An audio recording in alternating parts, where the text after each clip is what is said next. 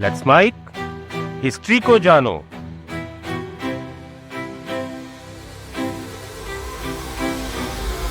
हिमालय की बर्फीली और शांत चोटियों में एक ऐसी मिस्ट्री दफन है जिसे सुनकर आज भी दुनिया के बड़े बड़े जासूसों और साइंटिस्ट के रोंगटे खड़े हो जाते हैं। ये कहानी सिर्फ एक पहाड़ फतेह करने की कहानी नहीं है, बल्कि ये कहानी है उस साइलेंट किलर की जो आज भी भारत की सबसे ऊंची चोटियों में से एक नंदा देवी के सीने में धड़क रहा है।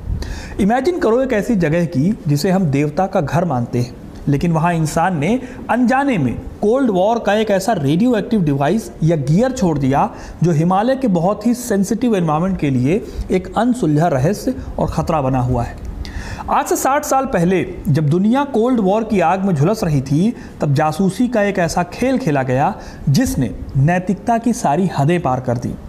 सोचिए, 24,000 फीट की ऊंचाई पर जहां सांस लेना भी मुश्किल है, वहां एक ऐसी मशीन मौजूद है जो सदियों तक जहर उगल सकती है। आज के इस वीडियो में हम इसी सीक्रेट मिशन की बात करेंगे। क्या था ये मिशन, क्यों इस मिशन की वजह से CIA और IB को हाथ मिलाना पड़ा, क्या आज भी उस डिवाइस की वजह से भारत खतरे में है, और उस डिवाइस को वहां ले जाने का आखिर मकसद क्या था। इस वीडियो में हम इतिहास के उन पन्नों को पलटेंगे जिन पर सालों तक टॉप सीक्रेट की मुहर लगी हुई थी। हम जानेंगे कि कैसे जियोपॉलिटिक्स ने नेचर को ही दांव पर लगा दिया। तो वीडियो को पूरा देखिएगा, क्योंकि अपना इतिहास नहीं जानोगे तो खुद को कैसे पहचानोगे। नंदा देवी की इस मिस्ट्री की लेयर्स को खोलने के लिए हमें 1960 के उस दौर में जाना होगा जब पूरी दुनिया कोल्ड वॉर की आग में झुलस रही थी। 1962 की जंग में चीन से मिली हार के बाद भारत अपनी सीमाओं को लेकर बहुत ही अनसेफ फील कर रहा था। उधर अमेरिका को भी डर था कि चाइना का न्यूक्लियर प्रोग्राम पूरी दुनिया के लिए या शायद उनके लिए खतरा बन सकता है। इसी बीच 16 अक्टूबर 1964 को चाइना ने शिनजियांग में न्यूक्लियर टेस्ट में कामयाबी हासिल की। इस खबर ने वॉशिंगटन के गलियारों में खलबली मचा दी। ये केवल एक परमाणु बम का परीक्षण नहीं था, बल्कि एशिया में बैलेंस ऑफ पावर के बदलने का मैसेज भी था। ये कोल्ड वॉर के उस दौर की बात है जब सैटेलाइट्स सिर्फ तस्वीरें ले सकते थे। ये सैटेलाइट रेडियो सिग्नल को पकड़ नहीं सकते थे। 1960 में सोवियत रूस ने एक अमेरिकी U-2 जासूसी जहाज को गिरा दिया था। इस घटना के बाद से अमेरिका के लिए चाइना के ऊपर से जहाज उड़ाना लगभग इम्पॉसिबल हो गया था। इसलिए CIA को जासूसी के लिए एक ऐसे ऊंचे पहाड़ की तलाश थी जो लाइन ऑफ साइट के जरिए चीन की मिसाइलों का टेलीमेट्री डेटा बिना बहुत रिस्क के पकड़ सके। अमेरिका की जरूरत ने पैदा किया दुनिया के सबसे खतरनाक और सबसे सीक्रेट मिशंस में से एक मिशन। इसे ऑपरेशन ब्लू माउंटेन के नाम से जाना जाता है। अमेरिकी खुफिया एजेंसी CIA और भारत की इंटेलिजेंस ब्यूरो ने हाथ मिलाया ताकि हिमालय की किसी ऊंची चोटी पर एक ऐसा जासूसी सेंसर लगाया जा सके जो चाइना के मिसाइल टेस्टिंग से निकलने वाले रेडियो सिग्नल को पकड़ सके। उस वक्त IB के चीफ भोलानाथ मलिक ने इस मिशन की कमान सौंपी भारत के मशहूर पर्वतारोही कैप्टन MS कोहली को। कोहली पहले भी एक बार एवरेस्ट फतेह कर चुके थे और दूसरी बार एवरेस्ट फतेह करने की तैयारी कर रहे थे, लेकिन उन्हें अचानक एक ऐसे मिशन पर बुला लिया गया जिसकी सीरियसनेस का उन्होंने कभी अंदाज़ा भी नहीं लगाया होगा। क्या कभी किसी ने सोचा था कि आज जिन पहाड़ों पर लोग खुली हवा में शुद्ध सांस लेने जाते हैं, वहाँ कभी एक रेडियो एक्टिव मटीरियल का इस्तेमाल जासूसी के लिए किया जाएगा। खैर, मिशन के लिए कैप्टन कोहली को ट्रेनिंग दी जानी थी। इसके लिए उन्हें अमेरिका के अलास्का ले जाया गया। यहाँ उन्होंने माउंट मैकिनले की बर्फीली चोटियों पर इस भारी भरकम डिवाइस को ले जाने की एक्सरसाइज की। शुरुआत में CIA की पसंद कंचनजंगा माउंटेन था, लेकिन कैप्टन कोहली ने कंचनजंगा पर चढ़ाई के लिए इनकार कर दिया। उन्हें पता था कि कंचनजंगा का मौसम और उसकी चढ़ाई बहुत ही मुश्किल थी। काफ़ी रिसर्च और सलाह मशवरे के बाद नंदा देवी को चुना गया। नंदा देवी न केवल भारतीय सीमा के काफ़ी अंदर थी, बल्कि इसकी 25,643 फीट की ऊंचाई इसे चाइना पर नज़र रखने के लिए परफेक्ट वॉच टावर बनाती थी। नंदा देवी का सेंचुरी एरिया इतना मुश्किल था कि वहाँ किसी बाहरी जासूस का पहुँचना इम्पॉसिबल था। ये सभी बातें इस मिशन के लिए परफेक्ट थी, लेकिन क्या इंसान वाकई कुदरत के बनाए नियमों को चुनौती दे सकता था? जो डिवाइस कोहली ले जाने वाले थे, क्या वो उसमें कामयाब हो सकते थे? कोहली को जो डिवाइस ले जानी थी वो कोई आम बैटरी नहीं थी, बल्कि एक radio isotope thermo electric generator या RTG था। यहाँ पर यह बात समझने वाली है कि ये कोई न्यूक्लियर रिएक्टर नहीं था जिसमें विस्फोट हो जाए, बल्कि एक ऐसी डिवाइस थी जो प्लूटोनियम 238 के नेचुरल डिके से निकलने वाली गर्मी से बिजली बनाती थी। प्लूटोनियम 238 बम प्लूटोनियम 239 से लगभग 280 गुना ज़्यादा रेडियो एक्टिव होता है। हालांकि इसका रेडिएशन इंसान की स्किन को पार नहीं कर सकता, लेकिन अगर इसका बुरादा, चूरा या इसके पार्टिकल्स सांस या पानी के जरिए शरीर के अंदर चले जाएं तो ये दुनिया के सबसे घातक मटेरियल्स में से एक बन जाता है। इसकी उम्र यानी हाफ लाइफ लगभग 88 साल होती है। इसका मतलब ये है कि सदियों तक घातक बना रह सकता है ये एक एलिमेंट। कैप्टन कोहली ने अपनी किताब वन मोर स्टेप में जिक्र किया है कि उन्हें इस डिवाइस के खतरनाक नेचर के बारे में पूरी तरह से ब्रीफ किया गया था। ये पूरी डिवाइस करीब 56 किलो की थी। कंफ्यूज मत होना कि 56 किलो रेडियो एक्टिव मटीरियल था, 56 किलो की पूरी डिवाइस थी। इसे शेर पांव की मदद से चोटी तक पहुंचाना था। अब क्या आप इमेजिन कर सकते हैं कि 24,000 फीट की ऊंचाई पर, जहां ऑक्सीजन की कमी से दिमाग काम करना बंद कर देता है, वहां कोई अपने साथ एक आरटीजी लेकर चल रहा हो, जो भले ही बम की तरह फट नहीं सकता था, लेकिन फिर भी रेडिएशन का एक बहुत ही खौफनाक सोर्स हुआ करता था। यानी कि इस मिशन के हर कदम पर उन पर्वतारोहियों की जान और हमारे एनवायरनमेंट का फ्यूचर दांव पर लगा था। अक्टूबर 1965 में जब कोहली की टीम नंदा देवी के कैंप 4 पहुंची तो नेचर ने अपना असली रूप दिखाया। एक भयानक बर्फीले तूफान ने पूरी टीम का रास्ता रोक दिया। अब विजिबिलिटी जीरो थी और हवा इतनी ठंडी कि हड्डियां जम जाएं। टीम के सामने अब 2 ऑप्शन थे, या वो डिवाइस के साथ वहीं रुककर मौत का इंतजार करें या फिर उसे वहीं छोड़कर अपनी जान बचाएं। कोहली ने अपने साथियों की सेफ्टी को सबसे ऊपर रखा और उस भारी भरकम न्यूक्लियर जनरेटर को कैंप 4 की एक चट्टानी दरार में नायलॉन की रस्सियों से बांधकर छोड़ दिया। उन्हें लगा कि अगले साल मौसम ठीक होते ही वो इसे वापस आकर चोटी पर लगा देंगे, लेकिन उस वक्त किसी ने ये नहीं सोचा था कि वो चट्टान और वो दरार इतिहास के पन्नों में हमेशा के लिए खो जाएंगे। मई 1966 में जब टीम दोबारा उस जगह पर पहुंची तो उनके सामने डिवाइस को ढूंढना बहुत बड़ा चैलेंज बन गया। अब डिवाइस की खोज केवल कुछ हफ्तों तक लिमिटेड नहीं रही। भाभा एटॉमिक रिसर्च सेंटर के वैज्ञानिकों और खुफिया एजेंसियों ने न्यूट्रॉन डिटेक्टर्स के साथ 1966, 67 और 1968 यानी लगातार 3 साल तक इस इलाके की खाक छानी, लेकिन नंदा देवी पर्वत ने उस राज को हमेशा के लिए अपने भीतर दफन कर लिया था। मॉडर्न ग्लेशियोलॉजिस्ट का मानना है कि पिछले 50 से ज़्यादा सालों में ग्लेशियर के खिसकने, हिमस्खलन और लाखों टन चट्टानों की ग्राइंडिंग ने शायद उस डिवाइस के बाहरी खोल को पूरी तरह से पीस दिया होगा।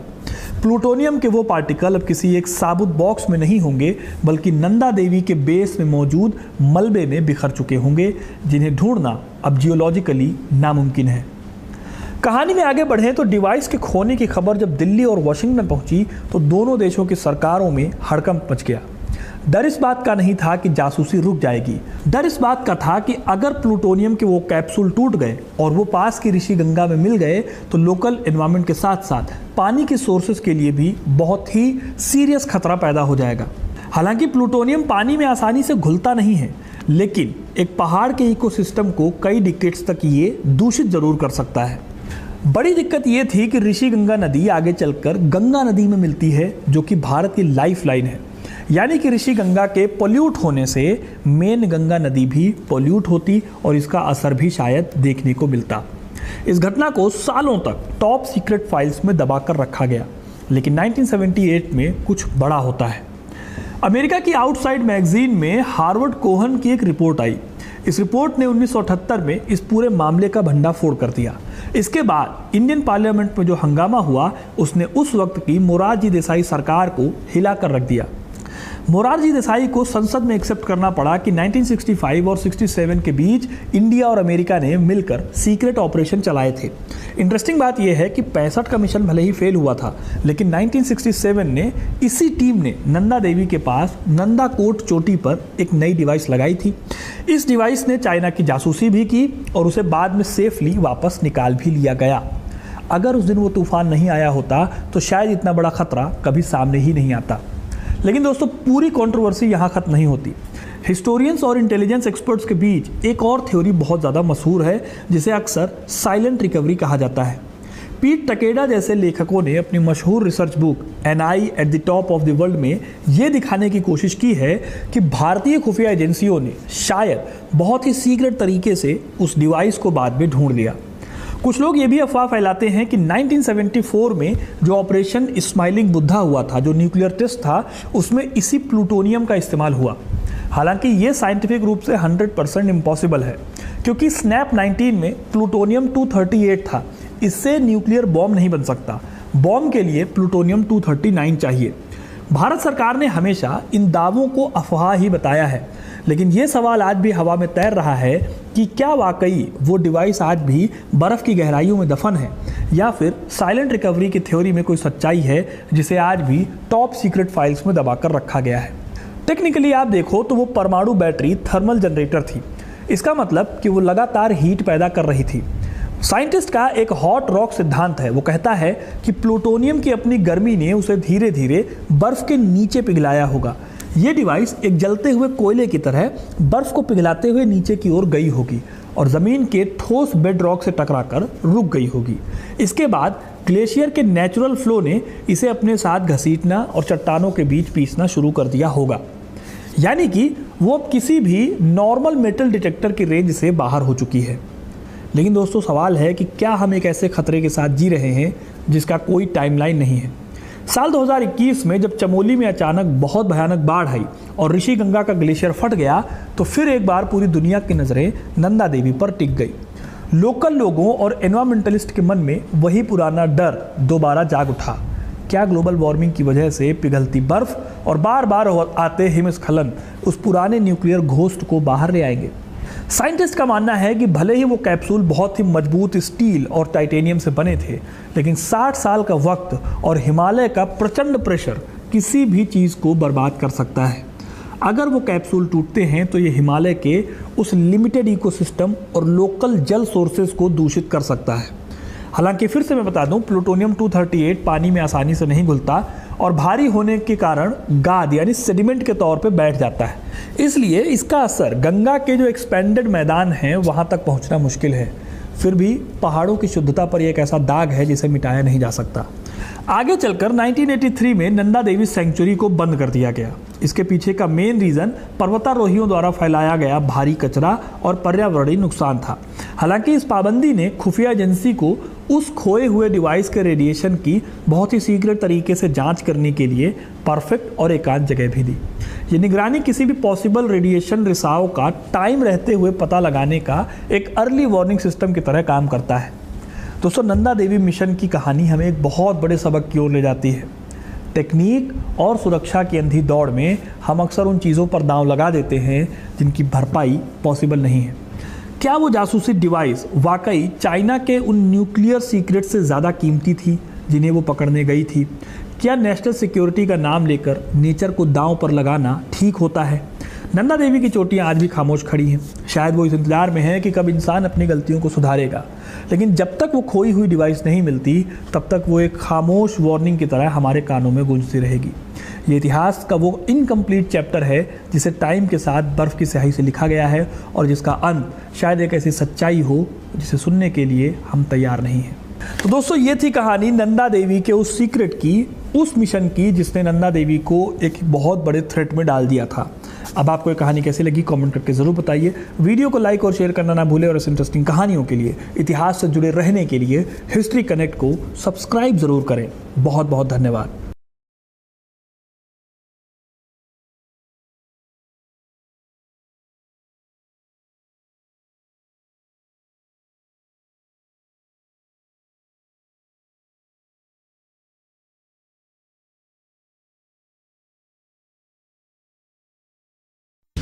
आप सुन रहे थे let's mic more than radio. Follow कीजिए हमें हमारे सोशल मीडिया प्लेटफॉर्म्स पर। Marketing strategies, corporate stories, brand building ideas, marketing case studies और इनोवेशन एक अलग पर्सपेक्टिव से जो आपने कभी नहीं सुना होगा। Let's mic more than radio लेकर आ रहे हैं एक ऐसा ही unique show for all marketing aspirants, professionals, startups and entrepreneurs.